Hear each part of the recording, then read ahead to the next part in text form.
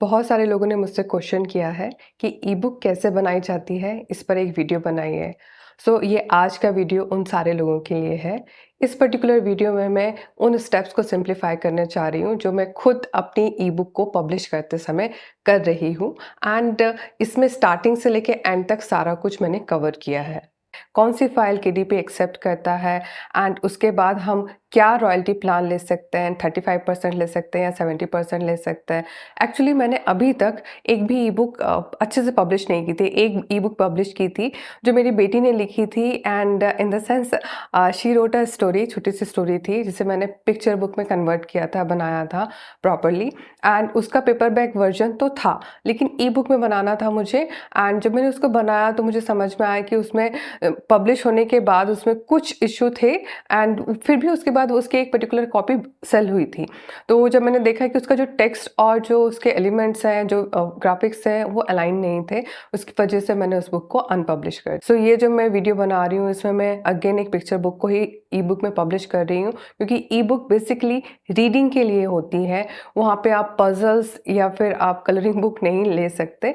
हाँ, रिडल्स हो सकती है, वर्ड पजल्स हो सकती है, वो पॉसिबल है। इसके जो स्टेप्स हैं, अगर आप बिगिनर हैं, आपने इसके पहले 1-2 बुक पब्लिश की है, आप समझ सकते हैं कि क्या स्टेप्स होते हैं, टाइटल, सबटाइटल कैसे लिखा जाता है, डिस्क्रिप्शन में क्या होना चाहिए, कैटेगरी कैसे सिलेक्ट की जा सकती है एंड जो कीवर्ड में हमें ध्यान रखना है। अगर आप ये सब जानते हैं और आपकी एग्जिस्टिंग बुक को ही ई बुक में कन्वर्ट करना चाहते हैं, तो ये वीडियो आपकी बहुत हेल्प करेगा। आपने अभी तक एक भी बुक पब्लिश नहीं की है, लेकिन आप ई बुक से स्टार्ट करना चाहते हैं, तो जो डिस्क्रिप्शन एंड जो टाइटल सबटाइटल का जो कॉन्सेप्ट है उसको समझने के लिए कुछ और वीडियो आपको देखना पड़ेगा। ई बुक को पब्लिश करने के लिए जो स्टेप्स हैं उसे मैंने सिंप्लीफाई किया है, अपनी समझ से मैंने इसे बनाया है। Let's start the video. आप देख रहे हैं ये जो पर्टिकुलर बुक है, इसी बुक को हम अभी ई बुक में कन्वर्ट करेंगे। सबसे पहला स्टेप है डाउनलोड किंडल क्रिएट। इस सॉफ्टवेयर को हम डाउनलोड करेंगे, जिसके लिए हम गूगल में सिंपल गूगल में टाइप करेंगे किंडल क्रिएट, जैसा आप देख सकते हो। यही फर्स्ट वाली लिंक में हमें क्लिक करना है एंड उसके बाद जो आप जैसे देख रहे हैं कि डाउनलोड वाला जो ये पर्टिकुलर लिखा हुआ है डाउनलोड किंडल क्रिएट, इसमें क्लिक करना है। एंड चूँकि मेरा पीसी विंडोज़ में है तो मैं विंडोज़ वाला बटन क्लिक करूँगी। आप देख सकते हो इसमें किंडल क्रिएट ऑलरेडी इंस्टॉल दिखा रहा है, बट मुझे आपको सारे स्टेप्स स्टार्टिंग से शो करने हैं, इस वजह से मैं इसे रिप्लेस करूँगी। ये रहा हमारा किंडल क्रिएट इंस्टॉलर। यहाँ सबको पता है कि इस एग्रीमेंट को हमको एग्री करना पड़ेगा, तो सिंपली एग्री में क्लिक कर दीजिए आप। एक बार जब ये इंस्टॉल हो जाएगा तो हमारी कैनवा की फ़ाइल जो हम पीडीएफ फाइल में लेते हैं, उस पर्टिकुलर पीडीएफ फाइल को हम इसमें अपलोड करके इसे केपीएफ फाइल में कन्वर्ट कर सकते हैं।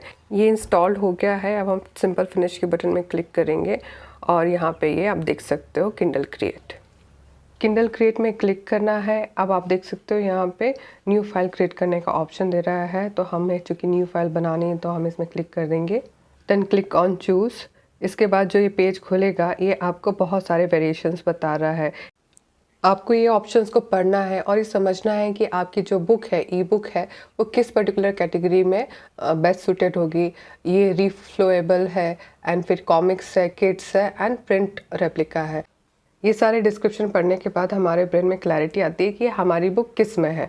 जैसे कि मैंने आपको बताया कि मेरी जो बुक है वो पिक्चर बुक है, तो ऑब्वियसली वो किड्स के सेक्शन में ही जाएगी। अब यहाँ पे ध्यान दो, यहाँ पे क्या लिखा है, पीडीएफ या फिर जेपेक्स। तो मैंने इसके लिए क्या यूज़ किया है, मेरी पीडीएफ फाइल यूज़ की है। कंटिन्यू में क्लिक करते हैं तो अब हमारी फ़ाइल क्रिएशन स्टार्ट हो जाती है, जहाँ पे हमें ये फॉर्म फिल कर देना है, डिटेल भर देना है। ये मैंने नोटपैड में ऑलरेडी एग्जिस्टिंग डिटेल लेके रखी थी और मैं उसको सिंपल कॉपी पेस्ट करने वाली हूँ। अब कंटिन्यू में क्लिक कीजिए। यहाँ पे आपको कुछ करने की ज़रूरत नहीं है। Reading option, reading direction mostly वो ऑटो ही लेता है। आपका गाइडेड व्यू होता है, लेफ़्ट टू राइट होता है, फेस फेसिंग पेज होता है।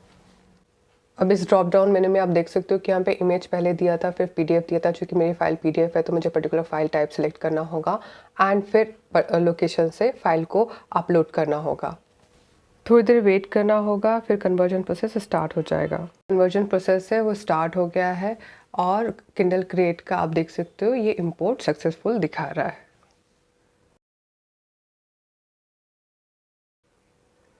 अब हम कंटिन्यू में क्लिक करेंगे। जब हम कंटिन्यू में क्लिक करते हैं तो ये इस तरीके का प्रीव्यू दिखाता है, जिससे हमें चेक करना है फ़ोन में, टैब में या फिर किंडल में इसका व्यू कैसा होगा। और राइट साइड में जो ये पेज एट्रीब्यूशन की सेटिंग थी, इसे मैंने बिल्कुल टच नहीं किया, उसको एज सच मैंने छोड़ दिया। ये ओरिएंटेशन है, लैंडस्केप, पोर्ट्रेट एंड फिर आप डिवाइस टाइप देख सकते हो, Kindle, e reader, phone, tablet. Different pages को भी आप चेक करके देख सकते हो कि ये सारे एलिमेंट्स प्रॉपरली आए या नहीं, ये कई बार स्कैटर्ड हो जाता है, जैसे मैंने आपको बताया था। अब हमें इसके बाद सिंपली उसे एक्सपोर्ट कर लेना है।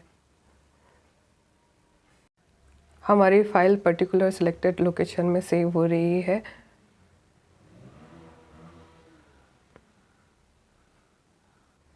चेक करके देखते हैं कि वो वहाँ पे अपीयर हुई है या नहीं। हाँ, ये देखिए किंडल क्रिएट आपको फोल्डर दिख रहा है, यही हमारी फ़ाइल है।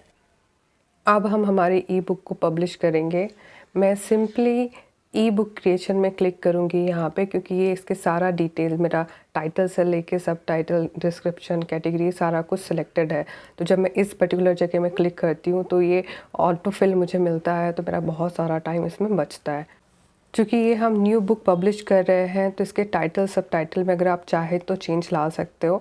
हम डिस्क्रिप्शन में चेंज कर सकते हैं एक बार बुक पब्लिश हो जाने के बाद, लेकिन टाइटल, सब टाइटल को हम चेंज नहीं कर सकते। तो यहाँ पे हमारे पास ऑप्शन है, अगर आप कुछ इम्प्रूवमेंट करना चाहते हो तो कर सकते हो, मैंने किया। एंड बाकी सारे कॉलम्स को आप चेक कर सकते हो, अगर आपको किसी को इम्प्रोवाइज़ करना है तो आप उसको इम्प्रोवाइज़ कर सकते हो, या फिर अगर कोई कॉलम मिस हो गया है, ऑटो फिल नहीं हुआ है, तो उसको आपको फिल करना है। मैंने भी वही किया, जो इन्फॉर्मेशन नहीं थी उसे फिल किया एंड कुछ चीज़ों को इम्प्रोवाइज़ किया, जैसे कैटेगरी एंड अदर थिंग्स। इसके पहले अगर आपने बुक पब्लिश नहीं की है तो ये जो मैं आपको शो कर रही हूँ, स्टेप बाय स्टेप आप देख सकते हैं। ये इतने ही स्टेप होते हैं हमारी पेपर बैग के लिए भी एंड ई बुक के लिए भी। अब हम क्लिक करेंगे सेव एंड कंटिन्यू में। एक दो स्टेप को छोड़ दिया जाए तो मोरलेस सारे एक जैसे ही होते हैं। अब मेन्यू स्क्रिप्ट को हमको अपलोड करना है। आप देख सकते हो कि जब हम मेन्यू स्क्रिप्ट की बात कर रहे हैं तो पर्टिकुलर एंटायर फोल्डर को ही हम यहाँ पे अपलोड करेंगे। एंड जैसे पेपर बैग में हमारा जो कवर पेज का डिफरेंट डायमेंशंस, स्पाइन, वो सब हमको कैलकुलेट करना पड़ता है, बट यहाँ पे आपका जो कवर पेज है वो सिंपल जेपेग फाइल होती है और जेपेग या टिफ फाइल होती है। तो यहाँ पे हमको उस पर्टिकुलर फाइल को एज एन जेपेग में डाउनलोड करना होगा और उसको ही अपलोड करना होगा। ध्यान दीजिएगा कि यहाँ पे हम सिर्फ one file, one picture upload करते हैं जो आपके फ्रंट कवर की होती है। बैक कवर की पिक्चर हम यहाँ पे अपलोड नहीं कर सकते।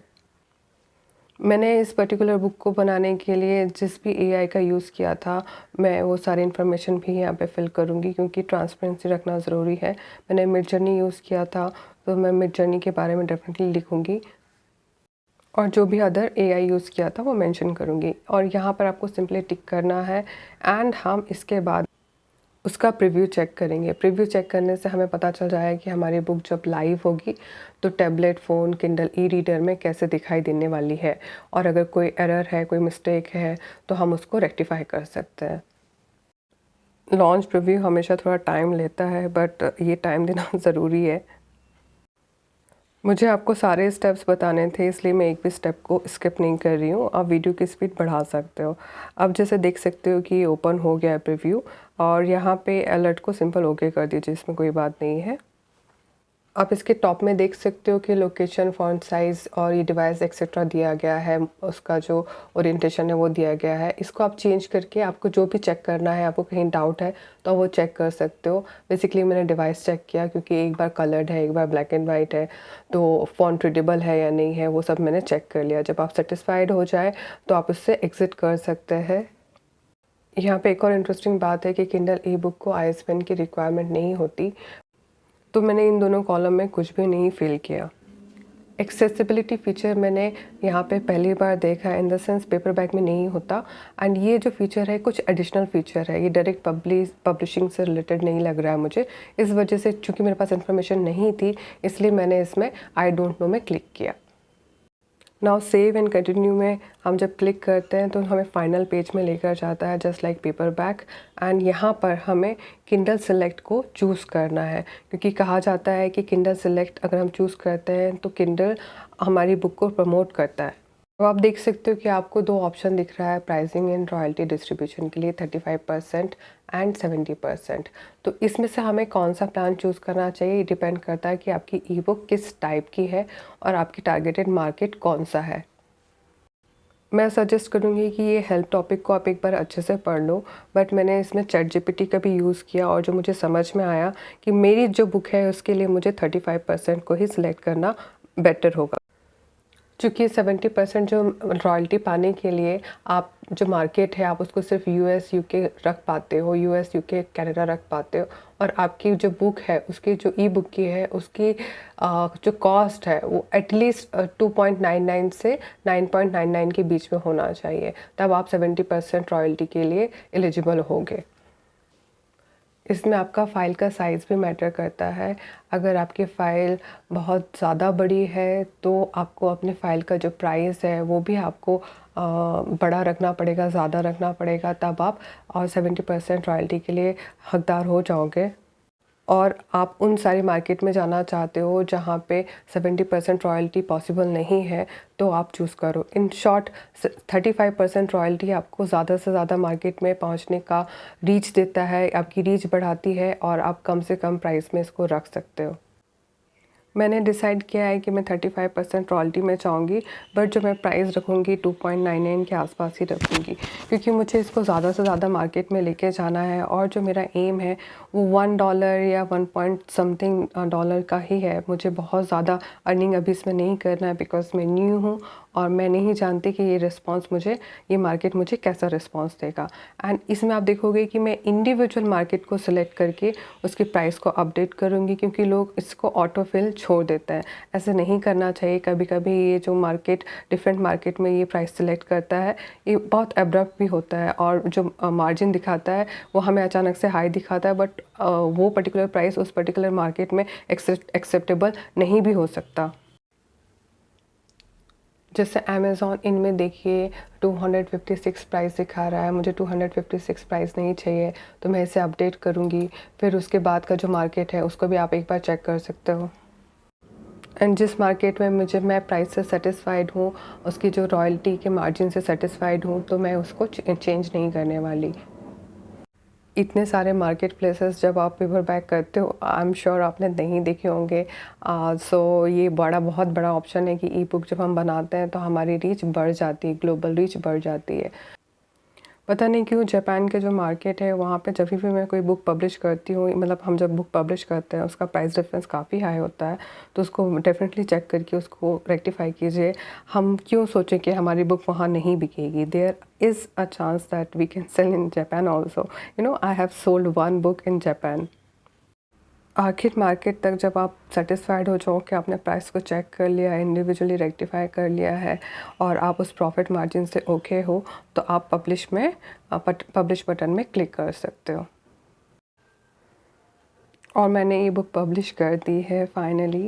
एंड जब मैं ये वीडियो बना रही थी उसके वेरी नेक्स्ट डे मेरी ई बुक भी लाइव हो गई। ये जो प्रोसेस है इतना मुश्किल भी नहीं है।